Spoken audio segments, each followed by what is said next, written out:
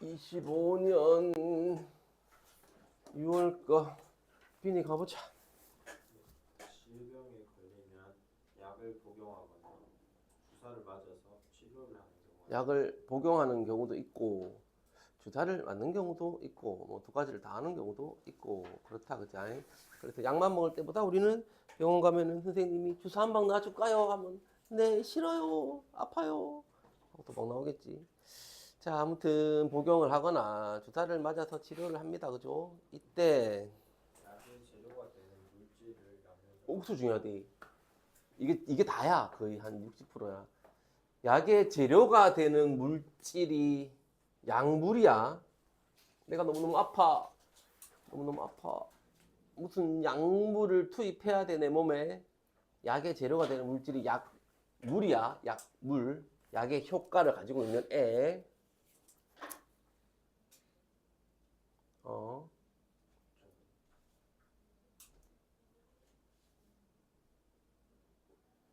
약물을 투여 가능한 형태로 가공하는 여기까지.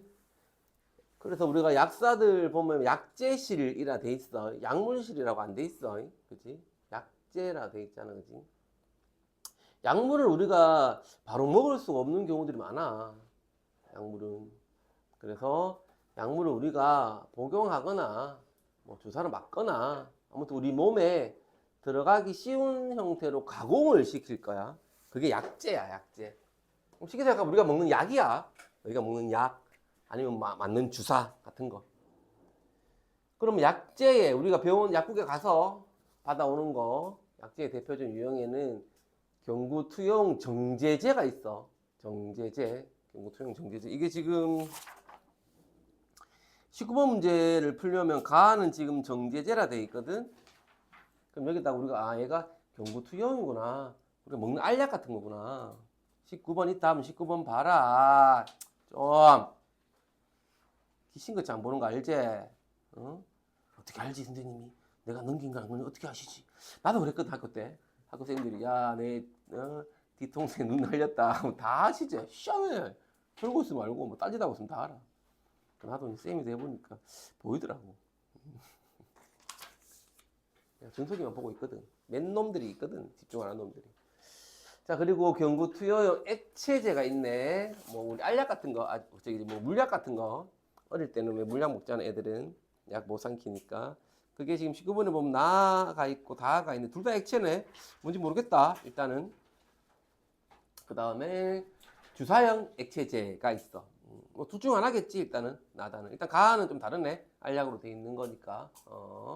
약제는 약제는 약효를 발휘하는 물질인 활성 성분 다시 천천히. 약제는 약제는 약효를 발휘하는 약물이 약물이 곧 임마야. 똑같은 거야. 약물 하면 우리는 활성 성분 기억. 활성 성분 기억하면 약물을 찾을 거야. 약제가 아니고 약효가 있는 애. 직접 먹을 수가 있나 없나? 없어. 물론 가능은 하겠지만 뭐 잘 안 먹어 우리가.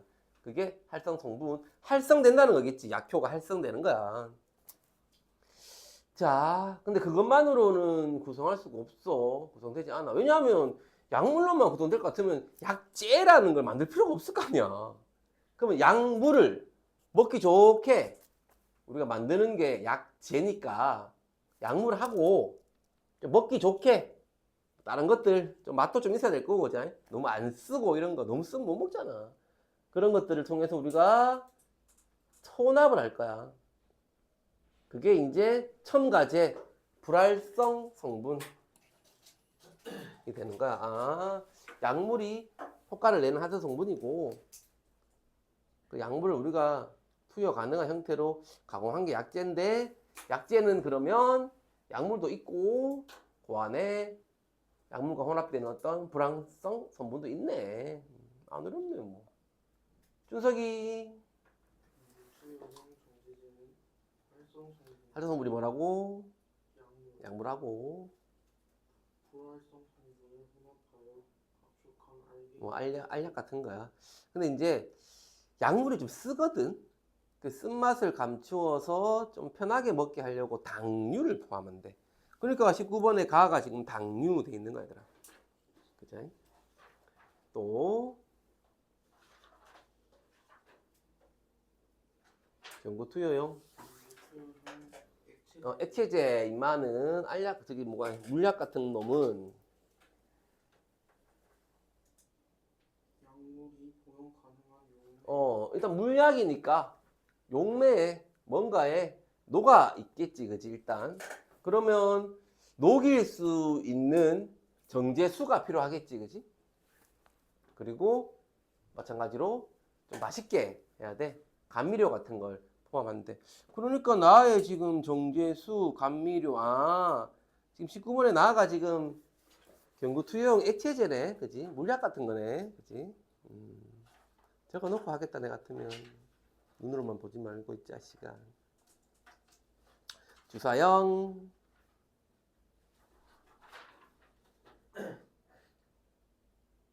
주사형. 읽어라, 자샤. 주사용 액체제는 약물이 주사를 맞는 거니까 우리가 약물이 무균 상태가 있어야 되겠지, 그지? 아무튼 큰일 나. 그래서 생리식염수 무균이 돼야 되니까 항균제가 있대. 그러니까 지금 19번에 나는 생리식염수, 19번에 다는 생리식염수 항균제 뭐 이래 되는 거야. 그럼 이름을 다 적어놨어, 우리가 일단은. 가보자. 약물은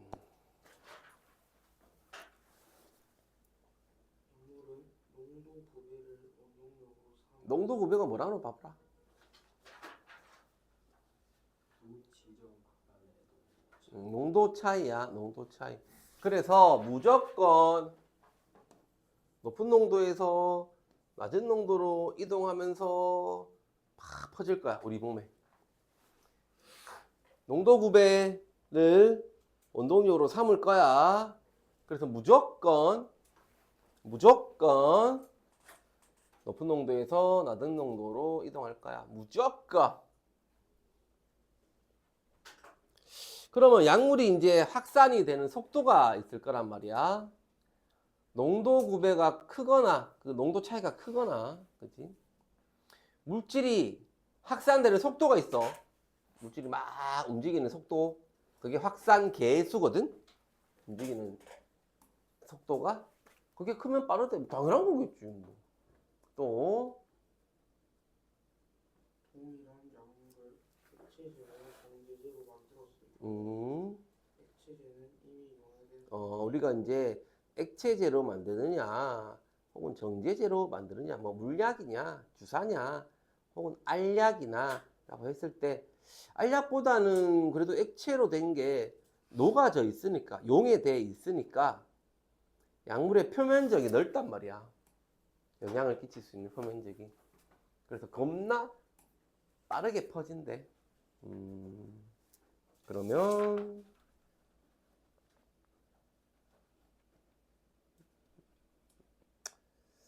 다른 거는 봐야 되겠군. 일단은 가볼게. 계속 태경아.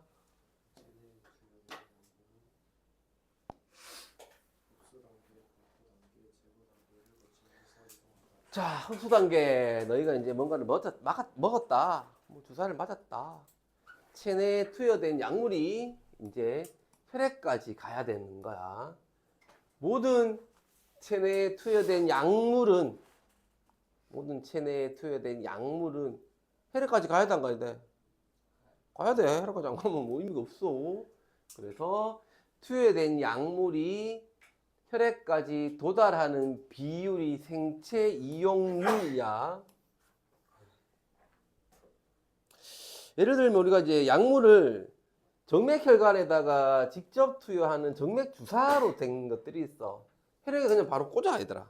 아예 링겔 같은 거 맞잖아. 링겔 맞으면 효과가 커. 그래서 약물이 전부 다 혈액에 바로 가겠지.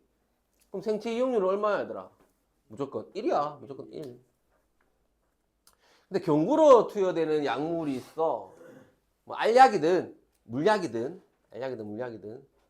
물론 물약이 확산계수가 높아서 잘 퍼지긴 하지만 아무튼 소화기관 등에서 우리가 마시는 거고 먹는 거니까 우리 소화기관에서 뭐 장에서 위에서 제거가 될 거야. 어느 정도는 제거 안 되고 할 수가 없어, 절대로.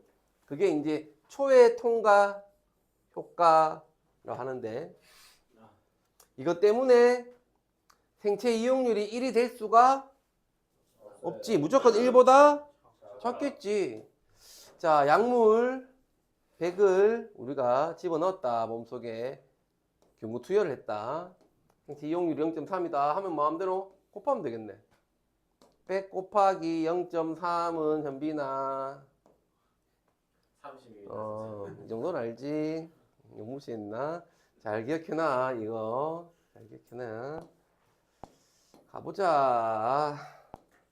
민준이. 자, 이제 혈액으로 갔다. 혈액으로 갔어. 그러면 혈액으로 간 약물이 이제 체내 조직으로 이제 쫙 퍼져야 될 거 아니야. 우리 몸속에. 근데 분자량이 적거나 지용성 봐봐. 뒤에 있어. 기름 몇 도 나올 거야. 아무튼 분자량은 적고 지용성이 높은 놈은 세포막을 통과하기가 쉬워. 그렇다고 해서 분자량이 많고 지용성이 낮은 애는 세포막을 통과를 못하나? 그렇진 않대. 세포막 통과 못하면은 조직에 갈 수가 없어. 그냥 아무튼 약물은 무조건 세포막을 통과해야 돼. 통과해. 근데 이제 분자량이 좀 적거나 지용성이 높은 애는 이제 쉽게 통과한다는 거지. 쉽다는 거지. 그럼 이제 넓게 분포가 되겠지. 넓게. 우리 뭐 구석구석에 막. 자, 그걸 우리가 분포 용적이라 하는데 우리 약물이 체내에 얼마나 넓게 퍼져 있는가를 보는 거야. 그러면 혈액에 도달한 약물의 양이 있어.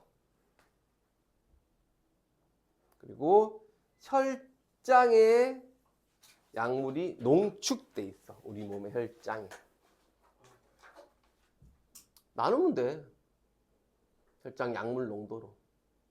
쉬워. 자, 혈액에 도달한 약물 어떻게 구한다고? 혈액에 도달한 약물 뭐를? 그러니까 어떻게? 우리가 경구 투여한 약물 양하고 뭐하고? 생체 이용률하고 곱하면 뭐가 나오는 거야? 얘가 나오는 거지.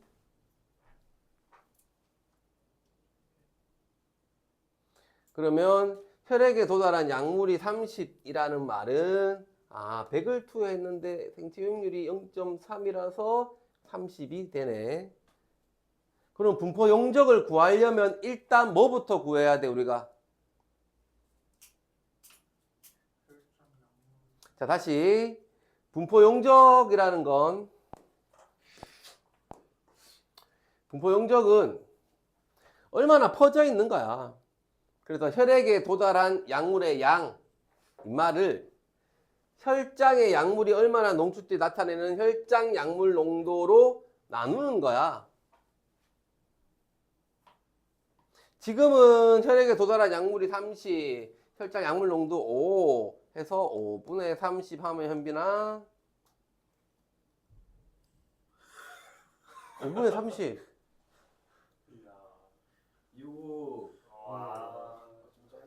6이 있단 말이야. 근데 이렇게 제시를 안 해주고 혈장 약물 농도는 어떻게 구하는지 지금 안 나와 있잖아. 근데 혈액에 약물이 얼만큼 도달하느냐는 나와 있잖아. 방법이, 구하는 방법이. 그럼 100% 얘는 제시를 해줄 거고 얘는 안 해줄 거야. 안 그래? 이거하고 이것만 알려주겠지. 아니면 이거하고 결론을 알려주고 얘를 묻거나.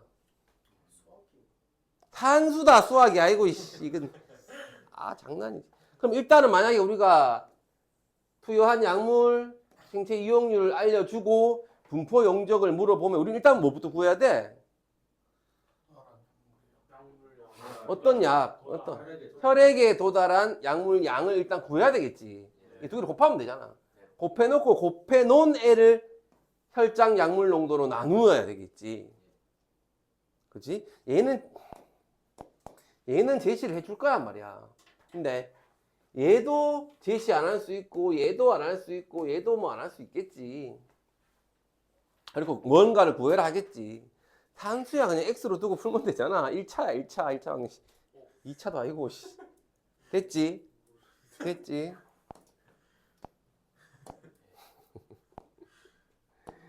그것도 모르면 어떡해. 100 곱하기 x는 30 나오면 x가 0.3인 건 알아야지. 그 모르면 계산 안 돼. 그러면 못해 국어. 다시 가 중학교로. 방법 있냐? 그러면 내가 뭐 어떻게 해주냐. 자, 제거 단계는 보자. 민준아 계속.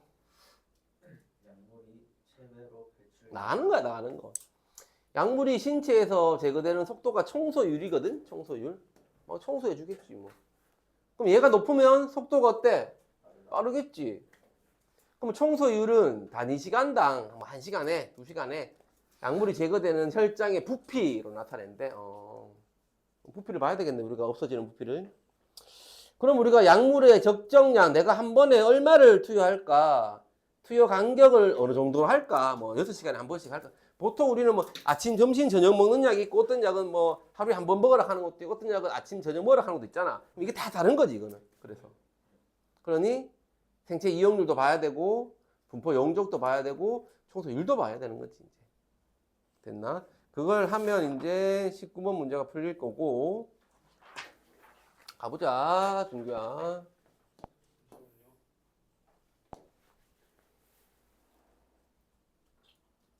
혈액까지 도달한 약물. 자, 여기까지 20번 문제를 보면 A는 혈장 약물 농도가 최대치에 도달한 거야. 아까 혈장 약물 농도는 우리가 뭐에서 뭐라 그랬노? 그 곱하기고에서 나눈다. 응? 아니 혈장 약물 농도. 혈장에 약물이 얼마나 농축되어 있는지를 나타내는 거라고. 우리 피에 얼만큼 약물이 농축되어 있느냐 하는 거야. 그러면 A에서 지금 우리 피까지 약물이 제일 많이 들어왔다는 얘기잖아. 됐어? 네. 그러면서 점점점 줄겠지. 청소율 때문에. 근데 약효는 B에서 제일 높아. 혈장으로 약물이 제일 많이 왔는데 그럼 상식적으로 그때 약효가 제일 높아야 되잖아. 근데 왜 약효가 최대치 되는 건 조금 시간이 지나서 나올까를 우리가 이제 고민할 거야. 응? 아니야, 그건 상관없어. 한번 읽어봐봐 일단. 야, 약물 중에 자. 일부는 간, 장 등 신체 여러 조직에서 혈액까지 도달을 해서 바로 효과를 나타내는 게 아니고 간이나 장 같은 신체 여러 조직에서 대사돼서 약효를 최고치로 나타내는 애들이 있어. 그런 활성 상태로 변하는 애들이 있어. 뭐 모든 게 그런 게 아니고. 이들은 이해했어? 읽어봐. 이들은 다시 혈관을 타고 전신 막 돌아. 빙글빙글 막 돌아 애들이. 막 돌다가 목표 조직에서 목표 조직을 딱 만났어. 그러니까 20번에 지금 B가 목표 조직을 딱 만났다는 얘기겠지. 딱 만나가지고 목표 조직에서 약효를 낼 거야. 됐나? 그러면 약효가 얼만큼 있느냐 확인하려면 간이나 장 같은 목표 조직에 이 약물이 얼만큼 있느냐 보면 되겠지. 왜냐하면 약효는 일반적으로 목표 조직의 약물 농도에 비례하는 거거든. 높은 높을수록 좋아. 자, 근데 심장과 같이 체내에 있는 조직들이 있어.